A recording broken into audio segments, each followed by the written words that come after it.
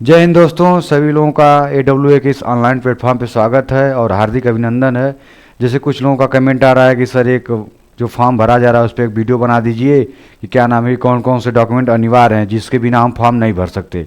तो भाई उसी को हम लेके एक वीडियो आप लोगों के लिए बना रहे हैं। आप लोग इस वीडियो को पूरा अंत तक देखिएगा ताकि आप लोगों को पता चल जाए कि कौन कौन से डॉक्यूमेंट अनिवार्य हैं और कौन कौन सी गलतियां आप लोग मत करिएगा, ठीक ना। नहीं तो फिर आप लोगों को सज़ा भुगतनी पड़ेगी, ठीक, फिर परेशानी झेलनी पड़ेगी।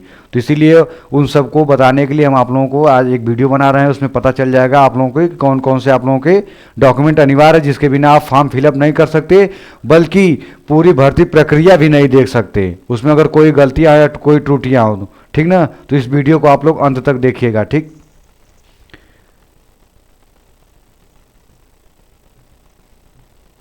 देखिए, रजिस्ट्रेशन अनिवार्य के लिए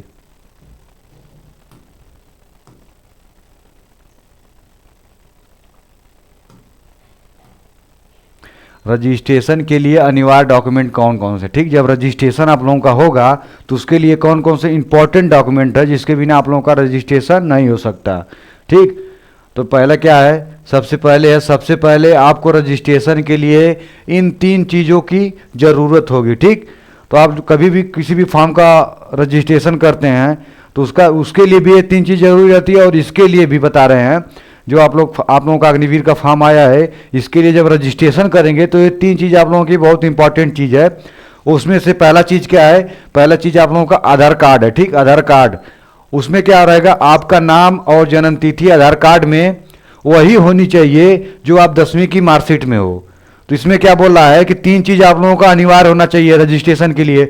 उसमें से क्या है कि पहला क्या आप लोगों का आधार कार्ड है, जो आप लोगों के हर व्यक्ति के लिए आधार कार्ड, जो 5 साल से के ऊपर से बच्चे हो गए उनका भी आधार कार्ड बन रहा है, तो एक आम आदमी की पहचान हो गई। तो उसमें क्या बोल रहा है, आधार कार्ड में आप लोगों का नाम और जन्म तिथि जो आप लोगों की 10वीं की मार्कशीट में हो वो सेम रहनी चाहिए, उसमें कोई गड़बड़ी मत हो, कोई त्रुटि ना हो, ठीक। और दूसरा क्या है इसमें इंपॉर्टेंट, दूसरा सक्रिय mobile number, active mobile number जिस पर आप OTP आए, मतलब जिस पर आप लोग OTP भेज सके, जिस पर OTP आएगी जब आप लोग रजिस्ट्रेशन कराएंगे तो आप लोग एक सक्रिय मोबाइल नंबर दीजिएगा जो आप लोगों के खुद पास हो, उसको आप लोग यूज करते हो, तो उस पर आप लोगों को क्या OTP आएगी, ठीक। तो दूसरा क्या, पहला क्या हो गया आधार कार्ड, दूसरा आप लोगों की OTP, मतलब OTP जो मोबाइल नंबर आप लोगों का हो, बढ़िया, मतलब इंपॉर्टेंट, मतलब अच्छी मोबाइल नंबर, अच्छी मतलब कि क्या नाम है कि वो चलते हुए मोबाइल नंबर हो, यानी किसी दूसरे का दे दें या घर पे दे दें तो वही मोबाइल नंबर दीजिएगा जिसके आप लोग अटैच में हो, मतलब उसके साथ हो, जुड़े हों।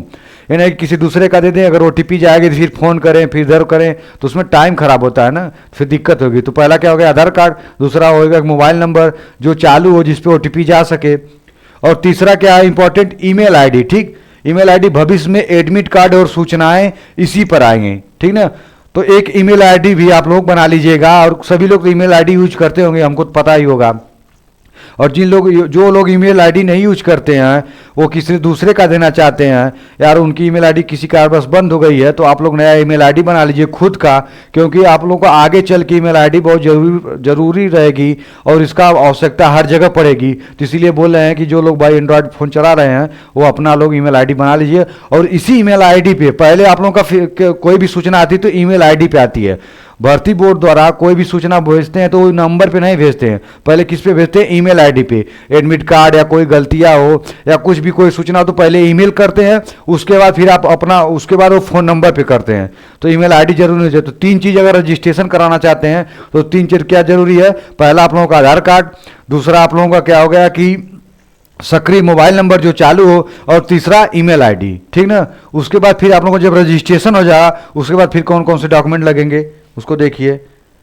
उसके बाद देखिए शैक्षिक दस्तावेज, मतलब एजुकेशन डॉक्यूमेंट, मतलब कौन कौन से किस किस ट्रेड में आप कौन कौन से डॉक्यूमेंट लगा सकते हैं, ठीक।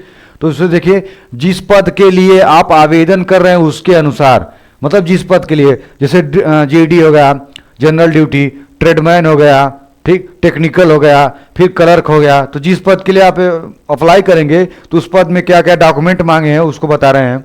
देखिए अग्निवीर GD, अगर अग्निवीर GD मतलब जनरल ड्यूटी में अगर अपना फॉर्म डालना चाहते हैं तो उसमें 10वीं की मार्कशीट लगेगी, और उसमें क्या होगा न्यूनतम 45 अंक रहना चाहिए, मतलब पूरे पूर्णांक का आप लोगों का उसमें 45% रहना चाहिए। और एक बात और है, और उसमें जितने भी सब्जेक्ट रहेगी उसमें आप लोगों का 33% अनिवार्य होना चाहिए, तभी आप लोगों का फॉर्म फिलअप हो पाएगा। ठीक, तो प्लस पूरे अंक का आप लोगों का 45%, और एक एक सब्जेक्ट मतलब जितनी सब्जेक्ट रहेगी उसमें आप लोगों का 33% अनिवार्य होना चाहिए। उसके बाद फिर क्या है, अग्निवीर कुक एसकेटी में अगर आप लोग फॉर्म भरना चाहते हैं, वही क्लर्क में अग्निवीर क्लर्क होगा ये, ठीक ना, क्लर्क रहेगा।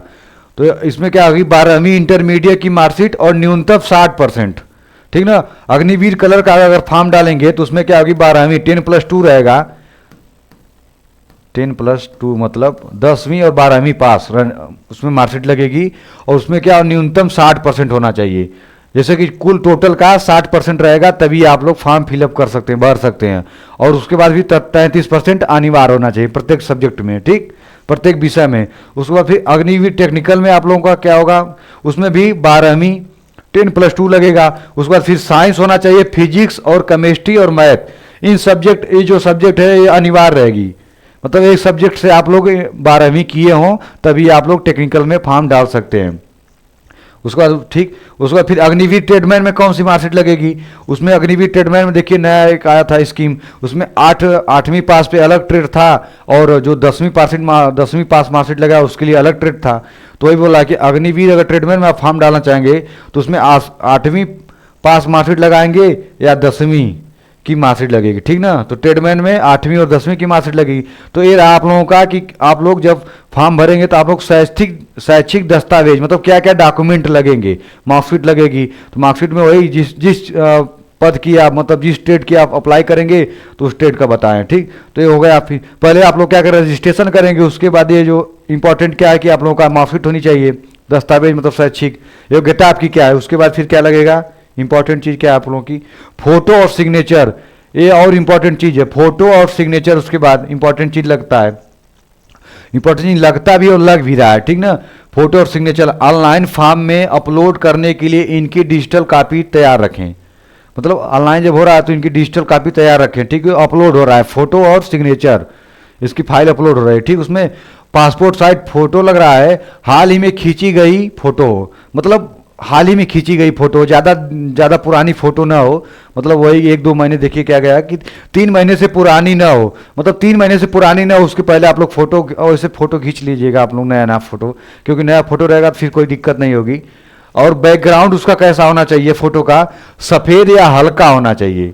उसका बैकग्राउंड क्या होगा, पासपोर्ट साइज फोटो होनी चाहिए और 3 महीने से पुरानी नहीं होनी चाहिए। और उसका बैकग्राउंड कैसा होना चाहिए, उसका बैकग्राउंड सफ़ेद होना चाहिए और हल्का, मतलब और दूसरा कलर का ना होना चाहिए, जैसे ब्लू होता है या रेड हो गया या कोई कहीं अदर फोटो खिंचवाए तो ऐसा बैकग्राउंड नहीं चलेगा। बैकग्राउंड कैसा होना चाहिए, सफ़ेद होना चाहिए, हल्का, ताकि स्कैन करने में कोई दिक्कत ना हो, ठीक। और उसकी साइज कितनी होनी चाहिए, 10 KB से 50 KB के बीच में। फोटो की साइज कितनी होनी चाहिए, 10 KB से 50 KB के बीच में। फिर उसके बाद हस्ताक्षर मतलब आपका सिग्नेचर कैसा होना चाहिए, सफ़ेद कागज पर नीले या काले पेन से किया हो, ठीक ना। जैसे आप लोग सिग्नेचर करेंगे, भाई सिग्नेचर बहुत इंपॉर्टेंट चीज़ है, सिग्नेचर से आदमी की पहचान होती है, उसके पद की पहचान होती है, ठीक।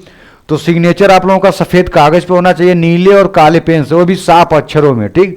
और उसकी साइज कितनी होनी चाहिए, 5 KB से 20 KB होनी चाहिए, इसके बीच में होनी चाहिए, इससे ज़्यादा रहेगी तो आप लोगों का अपलोड नहीं होगा, ठीक। तो फिर हो गया कि फोटो और सिग्नेचर। उसके बाद फिर आप लोगों का क्या है, उसके बाद देखिए बोनस अंक लिए दस्तावेज। बोनस अंक समझ लीजिए जैसे एनसीसी की मार्कशीट, या आप लोग लगाते हैं जो क्या नाम है कि खेल कूद की जो मार्कशीट लगाते हैं, और भी कुछ, मतलब वही 2 बोनस मिलता है, मतलब कि आपका मतलब जो क्या नाम है रिटर्न परीक्षा होगा उसमें कुछ बोनस मिल जाता है। तो वही बोल रहा है कि बोनस अंक के लिए दस्तावेज कौन कौन से डॉक्यूमेंट लगेंगे, बोनस पॉइंट डॉक्यूमेंट, ठीक ना। तो वही बोला कि अगर आपके पास सर्टिफिकेट है तो इन्हें फॉर्म भरते समय जरूर मेंशन करें। मेंशन मतलब उसके साथ जोड़ दें, ठीक। तो पहला दिया है कि एनसीसी सर्टिफिकेट, भाई एनसीसी सभी लोग करते हैं। पहले क्या होता था, एनसीसी जो कर लेते थे उनका पेपर पूरा माफ हो जाता था, फिजिकल निकाल लेते थे, जिनके पास सी रहती थी उनका पेपर नहीं होता, बस वो केवल जाते थे पेपर में बैठ जाते थे और आराम से उनका हो जाता था, ठीक। तो वही बोल रहा है कि अब क्या है कि ए और बी सी कैटेगरी में कुछ कुछ नंबर मिलते हैं। तो वही दिया है कि ABC, अगर जिसके पास ABC सर्टिफिकेट है वालों के लिए लिखित परीक्षा में बड़ी छूट मिलती है, ठीक। तो एनसीसी का एबीसी सर्टिफिकेट जिसके पास हो उसको क्या फॉर्म फिलअप करते समय उसका मेंशन कर दीजिए, मतलब उसमें अपलोड कर दीजिए, क्योंकि इसमें आप लोगों की बड़ी छूट मिलती है। ठीक, उसके बाद खेल प्रमाण पत्र, मतलब खेल प्रमाण पत्र भाई जैसे इसमें भी कोई फर्जी ना हो, मतलब ऑनलाइन चढ़ा हुआ प्रमाण पत्र हो। ठीक, फर्जी लगाएंगे फिर आप लोगों को दिक्कत पड़ेगी, फिर जाएंगे आप लोग अंदर, मार पड़ेगी, फिर फौज की मार भाई एक बार अगर पा जाएंगे फिर याद रहेगा जीवन। ठीक, तो ये बोलेंगे फर्जी काम मत करिएगा। खेल प्रमाण पत्र हो, स्पोर्ट्स सर्टिफिकेट राज्य या अंतर्राष्ट्रीय स्तर का हो, 2 साल से पुराना ना हो, मतलब 2 साल से पुराना ना हो, और क्या ना हो कि राज्य और अंतर्राष्ट्रीय स्तर पे हो, प्लस ऑनलाइन चढ़ा हो। मतलब आज का क्या होता है, दलालों के चक्कर में लड़के पड़ जाते हैं, पैसे लेके वो बनवा के दे देंगे, वो क्या बनवा के अपना चले जाएंगे, फंस जाएंगे आप लोग। तो वही बोलेंगे भाई ऐसा काम मत करिएगा, अगर आप लोग अपनी योग्यता है तो आप लोग मार्कशीट लाइए, खेल के लाइए, खुद लाइए मेहनत करके, उसको लगाएंगे तो आपको फायदा मिलेगा। फर्जी लगाएंगे फिर दिक्कत हो जाएगी। उसके बाद फिर क्या है, आईटीआई। आईटीआई क्या होता है, आईटीआई डिप्लोमा, ये टेक्निकल के लिए होती है, जो टेक्निकल के फॉर्म डालेंगे उनके लिए आईटीआई डिप्लोमा। यदि आपने टेक्निकल पद के लिए कोर्स किया है, ठीक, जो नहीं होता आईटीआई होता, फिर पॉलिटेक्निक होता है, डिप्लोमा पॉलिटेक्निक में आ जाती है, और आईटीआई होता है जैसे फीटर हुआ, इलेक्ट्रीशियन हुआ, तो ऐसे ऐसे ट्रेड होते हैं। उससे अगर आप लोग आईटीआई किए हैं ना, तब उसको टेक्निकल में फॉर्म डालेंगे तो उससे भी आप लोगों को कुछ छूट मिलती है। ठीक, तो उसको भी आप लोग फॉर्म भरते समय मेंशन कर दीजिएगा। उसके बाद देखिए रिलेशन सर्टिफिकेट। रिलेशन सर्टिफिकेट एक होता है जो आप किसी के घर के जो होते हैं, मतलब आर्मी में हो, तो उस अग्निवीर में थोड़ा उसका मतलब कोई अभी हमको लगता नहीं प्रावधान है रिलेशन सर्टिफिकेट का, लेकिन अगर ऑप्शन में आएगा तो उसको डाल दीजिएगा। यदि आपके पास पिता है भाई सेना में है तो उसके लिए, लेकिन इसमें अभी नहीं इसका, ठीक ना। उसके बाद फिर क्या डॉक्यूमेंट लगेगा, और अन्य जरूरी डॉक्यूमेंट क्या है, उसके साथ साथ अन्य जरूरी डॉक्यूमेंट क्या है। अन्य जरूरी डॉक्यूमेंट देखिए, अगर मांग दे मतलब निवास प्रमाण पत्र होना चाहिए, डोमिसाइल सर्टिफिकेट आपकी तहसील जिला मजिस्ट्रेट द्वारा जारी हो। मतलब देखिए ये तो अभी फॉर्म भरते समय लगेगा नहीं, लेकिन इसको बनवा के रख लीजिएगा, क्योंकि ये जब आप जाएंगे पेपर, जब आपको निकल जाए फिजिकल के लिए जब जाएंगे तो ये लगेगा, निवास प्रमाण पत्र लगेगा, वो भी आपकी तहसील द्वारा और जिला मजिस्ट्रेट द्वारा बनी हो, फोटो के साथ प्रमाणित किया गया हो। ठीक, उसके बाद जाति प्रमाण पत्र, कास्ट सर्टिफिकेट यदि लागू हो, जिन लोगों को जाति प्रमाण पत्र लगता है वो भी बनवा के रख लीजिएगा। अभी तो इस टाइम फॉर्म भरते समय नहीं लग रहा है, लेकिन भाई उस टाइम अगर फिर जल्दीबाजी में बनवाएंगे फिर दिक्कत हो जाएगी। तो अगर टाइम आपके पास होगी तो जाके इसको बनवा के रख लीजिएगा। ठीक, उसके बाद फिर क्या, अविवाहित प्रमाण पत्र। तो देखिए अविवाहित प्रमाण पत्र उसमें केवल ऑप्शन के लिए आ रहा है, जो फॉर्म भरा जा रहा है उसमें केवल ऑप्शन के ट्रिक करने के लिए आ रहा है कि आप अनमैरिड हैं तो उस पर आप अनमैरिड कर दीजिए जो ऑप्शन आ रहा है, और इसको बनवा के रख लीजिएगा। जब आप जाएंगे भर्ती के लिए ना, जब आप रनिंग क्वालिफाई कर लेंगे उसके बाद ये डॉक्यूमेंट आप लोगों को चाहिए, ओरिजिनल चाहिए, ओरिजिनल प्लस फोटो कापी साथ में रहनी चाहिए, और जो डॉक्यूमेंट आप इस टाइम लगा रहे हो उसका भी ओरिजिनल डॉक्यूमेंट चाहिए। ठीक, उसके बाद देखिए अनमैरिड सर्टिफिकेट गांव के सरपंच या नगर निगम के द्वारा जारी होता है। भाई जहां अगर प्रधान द्वारा चुनाव, जहां प्रधान का चुनाव हो रहा है तो प्रधान बनाएंगे अनमैरिड का सर्टिफिकेट, जहां नगर निगम हो गया होगा वहां नगर निगम द्वारा बनाया जाएगा। ठीक ना, तो वही बोल रहा है।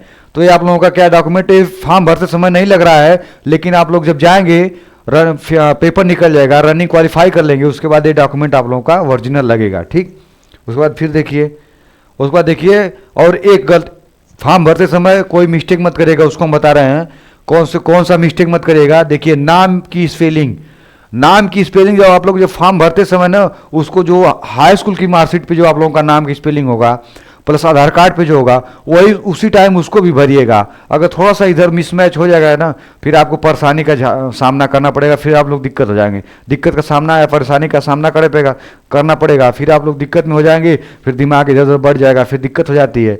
तो वही बोलेंगे फॉर्म भरते समय थोड़ा सा आप लोग 1-2 बार मिलान कर लीजिएगा, क्योंकि लास्ट में मिलान करने के लिए आता है कि आप देख लीजिए कुछ उसमें कोई दिक्कत तो ना हो। तो वही बोला कि नाम की स्पेलिंग, फॉर्म भरते समय अपने पिता का नाम, भाई जो पिता का नाम हो उसको देख लीजिएगा, आधार कार्ड में, मार्कशीट में 10वीं की, उसको मिला के उसके बाद भरिएगा। उसके बाद अपना नाम, ठीक ना, उसके बाद जन्म तिथि बिल्कुल वैसा ही लिखें जैसा 10वीं के सर्टिफिकेट में हो। ठीक, जैसा 10वीं के सर्टिफिकेट में वैसा ही लिखें, आधार कार्ड में जैसा वैसा ही लिखें। ठीक, उसके बाद आवेदन शुल्क आप लोगों का कितना लग रहा है, आवेदन शुल्क आप लोगों का 250 रुपया लग रहा है।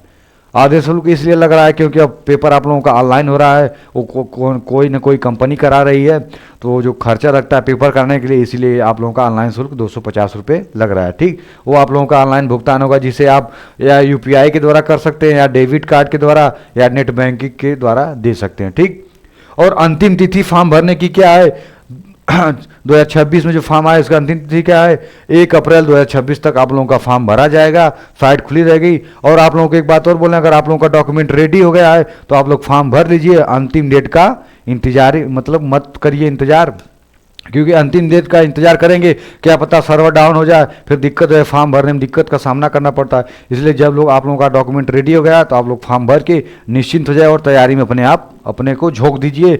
भाई झोंक दीजिए मतलब पूरा लगा दीजिए कि आपकी आप लोगों को वर्दी 2026 में लेनी है, नहीं तो फिर चूक जाएगा भाई। इस समय से अगर अब नहीं मिल पाएगी वर्दी ना तो फिर दिक्कत हो जाएगी फिर बाद में। तो वही बोलेंगे कि समय, भाई समय हमेशा बराबर नहीं रहता, क्या पता कल क्या हो जाए, कल क्या हो जाए, कल किसने देखा। तो वही बोलना, अगर समय आप लोगों का इंपॉर्टेंट है, अगर आपके माता पिता पढ़ाने के लिए तैयार हैं, वो आपको सपोर्ट कर रहे हैं, तो उसका आप लोग उपयोग करके उसका मतलब लाभ ले लीजिए। नहीं तो क्या पता कब किसके ऊपर कब जिम्मेदारी आ जाएगी ना, फिर बहुत दिक्कत हो जाएगी, फिर जिम्मेदारी के साथ साथ पढ़ाई नहीं कर पाएंगे, फिर आप लोगों का माइंड बढ़ जाएगा, फिर दिक्कत हो जाएगी। ठीक, तो वही बोलेंगे इतना आप लोगों का डॉक्यूमेंट चाहिए। ठीक, उसके बाद इतना डॉक्यूमेंट आप लोगों को मतलब इंपॉर्टेंट डॉक्यूमेंट है, इंपॉर्टेंट डॉक्यूमेंट क्या क्या लगे हैं उस पर आप लोगों का वीडियो बनाएं जो इंपॉर्टेंट है। इसके बिना आप फॉर्म नहीं भर सकते, इसके बिना आप भर्ती भी नहीं देख सकते। और ये जो डॉक्यूमेंट है ना वो मतलब लगना ही लगना है, इसमें कोई गलतियां भी मत हो, अगर गलतियां हो तो उसको सुधार करवा लीजिएगा, नहीं तो फिर अगर आप लोगों का सब कुछ निकल जाएगा फिर बाद में अगर जाएंगे ना फिर दिक्कत हो जाएगी, फिर इसी की वजह से आप लोग भर्ती से वंचित हो जाएंगे, बाहर हो जाएंगे, सब मेहनत पे आप लोगों का पानी फिर जाएगा। तो हम इसलिए बोलेंगे जितनी भी गलतियां हों उसको सुधार करवा लीजिएगा, प्लस आप लोग तैयारी पे भी ध्यान दीजिएगा और इधर उधर मत घूमिए। आपके पास 2-3 महीने और टाइम है, लग के मेहनत कर लीजिए, उसके बाद वर्दी मिल जाएगी, फिर आप लोग घूमिएगा जहाँ मन करता तहाँ घूमिए, कोई दिक्कत नहीं। फिर आप भाई जो सपना आप देख रहे हैं उसको पूरा कर लेंगे। ठीक, और अगर इसमें कोई दिक्कत होगी तो कमेंट करके बता दीजिएगा। और आप लोगों को एक बात और बता दे रहे हैं कि इस यूट्यूब चैनल पे आप लोगों के लिए लाइव क्लास चलाई जा रही है, पूरा एकदम फाउंडेशन बैच की तरह, बेसिक से एकदम जीरो से लेके पूरा अपर तक लेवल तक, जहाँ तक आप लोगों के एग्जाम में पूछा जाता है। ठीक, तो आप लोग इसमें प्ले लिस्ट में आप लोगों की क्लास पढ़ी, जाके देख लीजिएगा। और कोई दिक्कत हो तो कमेंट करके बता दीजिएगा, फिर उसके बाद उसको हम वीडियो बना देंगे। ठीक, जय हिंद। आप लोग तैयारी में अपने आप को झोंक दीजिए, 100% लगा दीजिए। ठीक।